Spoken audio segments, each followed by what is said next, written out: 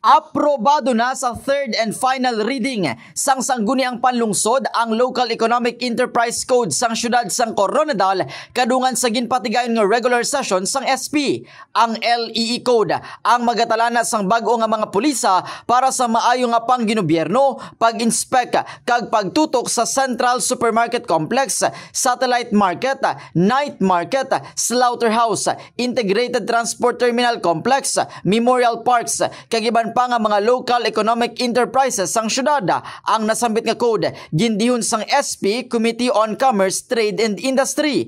Lubos naman ang kalipay kag pagpasalamat sang sininga komitiba sa mga opisyal kag katapos sang LGU nga nagbulig kag tanan nga nakigbahin sa mga pagsinapol agud mas mapadasig kag ma-materialize ang pagpabag-on sa nasambit nga LEE Code.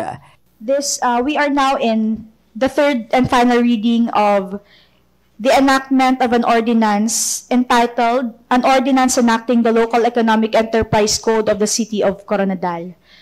With that, Madam Chair, I move for the enactment of an ordinance enacting the Local Economic Enterprise Code of the City of Coronadal in third and final reading in today's regular session. I so move, Madam Chair. All right, any second? Second.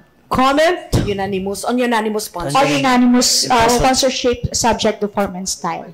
All right, now comment on unanimous sponsorship subject to form and style. Comment.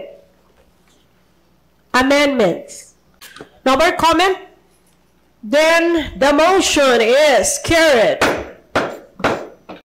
In the heart of changing lives, ini si Brigada Mike kumilang sang 95.7 Brigada News FM Coronadal, the Music and News Authority.